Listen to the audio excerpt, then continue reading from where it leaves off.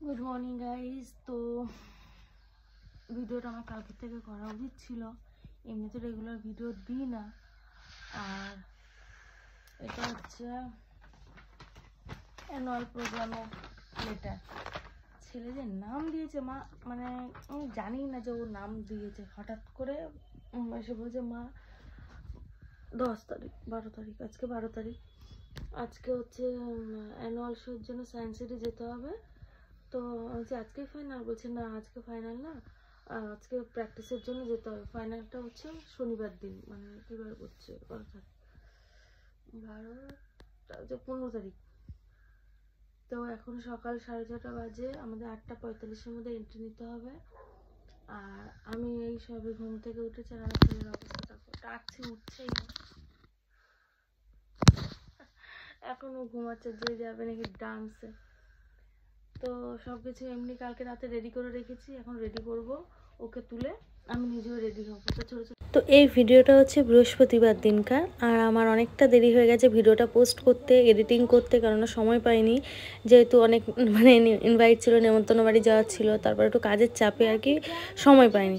তো আজকে ভিডিওটা ভাবলাম যে না ছেড়েই দিই। তো যাই হোক, ছেলেকে সকালবেলাতে তুলে দিয়েছি, দেখলে তো ঘুমাচ্ছিল, তো তুলে ওকে ব্রাশ ট্রাশ করিয়ে রেডি করিয়ে দিয়েছি। আর তখন বাজছিল আর কি 7:30, আর অত সকালে স্নানও করায়নি ওকে। তো রেডি ফেডি হয়ে গেছে। আর কৌশিকদাকে ফোন করেছি আসার জন্য, যেহেতু কৌশিকদা আমাদেরকে নিয়ে যাবে সায়েন্স সিটি অডিটোরিয়ামে। আর আমার বর যেতে পারবে না, কারণ ওই যে বললাম নেমন্তন্ন বাড়ি, তো বিক্রম দাদাভাইয়ের বাড়িতে যেতে হবে, ওই জন্য ওখানে সকাল থেকে ছিল। তো ছেলেকে বললাম তুই জুতোটা পরে নে, আর কৌশিকদাকে ফোন করছি, আসবে, চলে আসবে 5 মিনিটের মধ্যে, এই আর কি। তো আমরা এখন বেরিয়ে যাচ্ছি।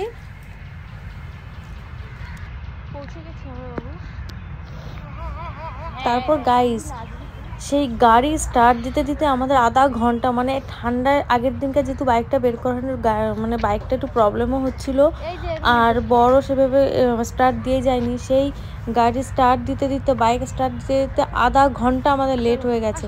8:45-এ আমাদের ওখানে এন্ট্রি করতে হবে। আর আমাদের এতটা দেরি হয়ে গেছে, লাস্টে তো ভেবেছিলাম বাইকটা নিয়ে যাওয়াই যাবে না। তারপরে অনেক চেষ্টার পরে হাত দিয়ে চাকা ঘুরিয়ে ঘুরিয়ে আমরা মানে আর কি গাড়িটা স্টার্ট দিয়েছে। তারপরে কি তাড়াতাড়ি যে এসছি, মানে ধারণা করা যাবে না। তারপর তার গাড়িটা পার্কিং করেছি, করে তারপরে এখন ছেলেকে ভেতর দিকে ঢোকাবো।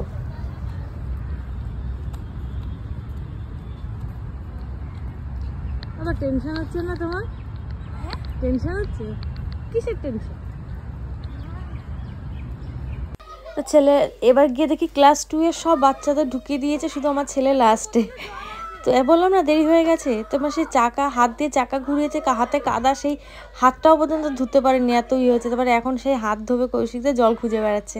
তো ছেলেকে তো ঢুকিয়ে দিয়েছি।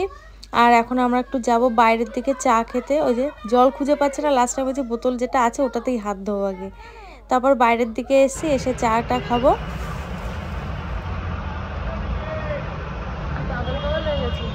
তো গাড়ি ছেলেকে ঢোকানো হয়ে গেছে, ঢুকিয়ে এখন আমরা চা খাচ্ছি। আর এখানে মোটামুটি আমাদের 11টা বেজে যাবে বাড়ি যেতে, মানে বেরোতে 11টা বাজবে, বাড়ি যেতে কটা বাজবে জানি না, অনেকদিন পরে এসছে। সব দেখছি এর মধ্যে অনেকটা সময় পেরিয়ে গেছে, আর এখন প্রায় বেজে গেছিল 10:20 বা 45 এরকম হয়তো বাজছিল, অতটা খেয়াল নেই। কিন্তু এই জায়গাটা ভীষণই ভালো লাগলো, যেহেতু আমার বিয়ের অনেক আগে এসেছিলাম আর এই প্রথম আবার আসলাম। খুব সুন্দর হয়েছে, করেছেও জায়গাটা।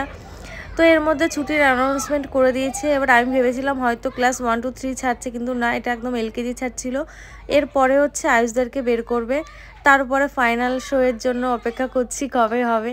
আর আমার ছেলে তো ভীষণ আনন্দ পেয়েছে, আর এখন আমার ছেলে বেরিয়েই শুনতে পাবো কি হয়েছে না হয়েছে। ডান্স করলি বললি না তো, এদিকে তাকিয়ে বল। ভালো পড়ে যাবি তো নাচতে নাচতে।